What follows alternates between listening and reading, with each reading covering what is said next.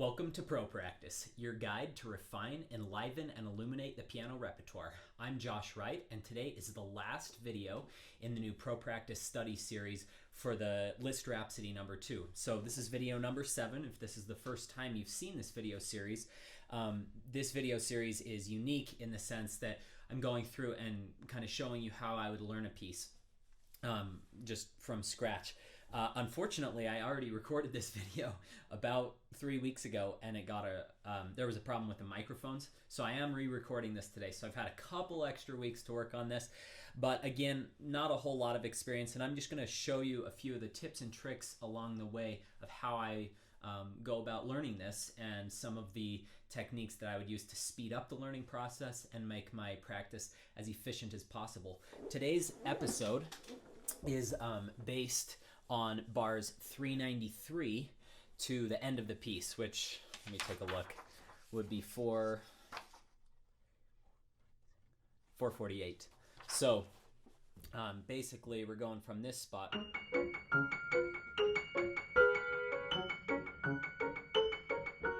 and there's also an ossia that we're going to go over.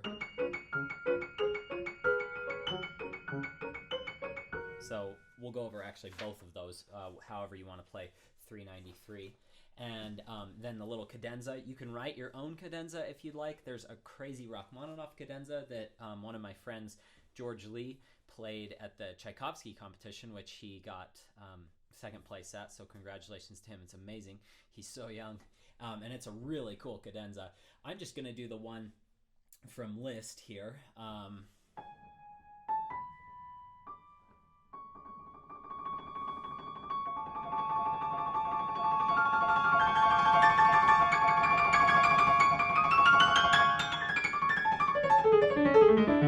We'll go over some ways to practice that.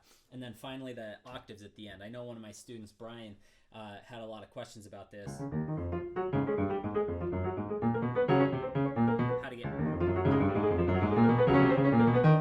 How to get that faster. So we're going to go over ways to not only help you get faster and learn it quicker, but also ways to help you relax. Okay, so let's start. Oh yeah, and at the end of this video, I will play my current, in its current state, a rendition of the whole piece. So you'll be able to hear me play this after probably about 4 weeks or 5 weeks worth of work, because there's been a couple weeks during this process of recording that I haven't been able to practice this piece too much because I've been learning some other competition repertoire.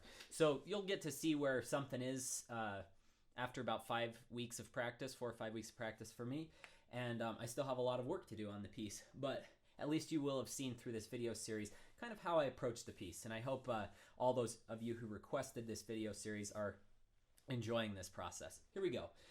Let's go over the original first in 393. Just taking the right hand. What fingering I use is 5, 1, 3, 2, 1, 3, 2, 1. 5, 1, 3, 2, 1, 3, 2, 1, 5, 1, 3, 2, 1. So basically think of it as 5, 1 to start with, and then 3, 2, 1, 3, 2, 1, 5, 1, 3, 2, 1, 3, 2, 1, 5, 1, 3, 2, 1, 3, 2, 1, 5, 1, 3, 2, 1, or sorry, 3, 2, 1, 3, 2, 1. So, and it's just going to go back and forth in that pattern.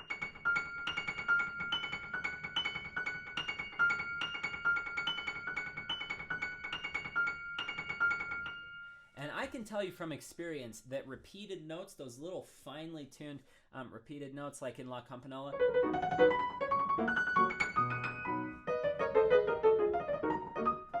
those are super high maintenance, especially after you just killed yourself with these.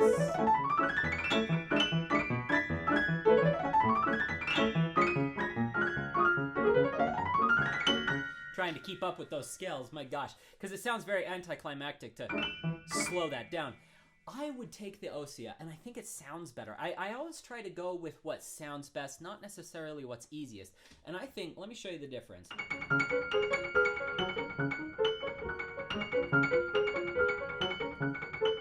Versus. First of all, it feels more confident, and I think it kind of swirls around a little bit better.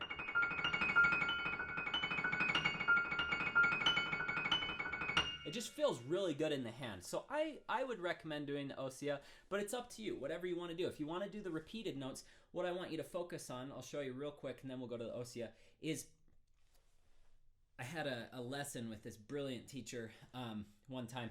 We were working on this etude. The teacher is Sergei Babayan, and he said, whenever you're doing...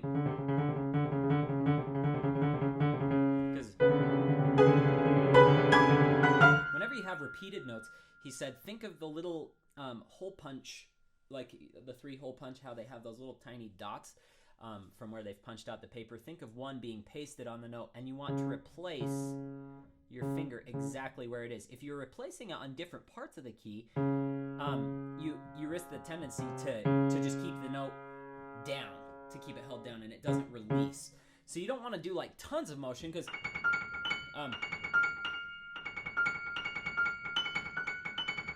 you still need it to come up, but you still need to be fast. So just imagine a little dot on the key and replacing the finger on that very spot.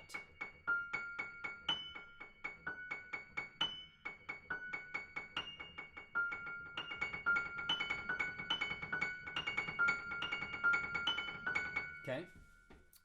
For the Ossia, it's just 5 2 3 2 1 2 3 2 5 2 3 2 1 2 3 2 5 2 3 2 1 2 3 2 5 2 3 2 1 2 3 2. And you can practice this all sorts of ways. I would practice it in little groups.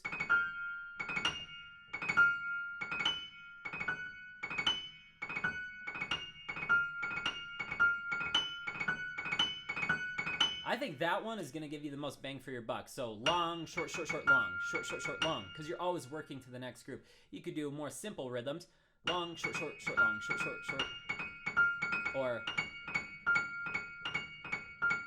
and then you can do all sorts of 3 rhythms, all 3 types, one, which is really good because there's not a whole lot of consistency throughout there so far as like where it lines up. And then from the 2nd note and the 3rd note, and then you can do every type of 4 rhythm.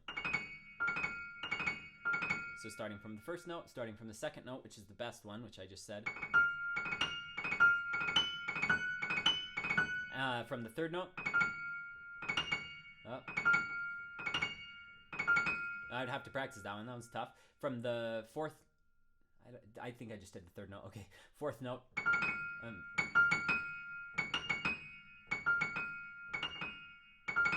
And so forth, okay? I don't want to bore you with going through every single one for the whole passage.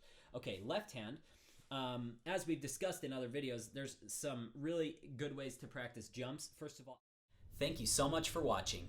If you'd like to view the rest of this video, or if you'd like to learn more about ProPractice, just click on the link on this screen or on the link in the comments section below. Thank you so much for your support of ProPractice.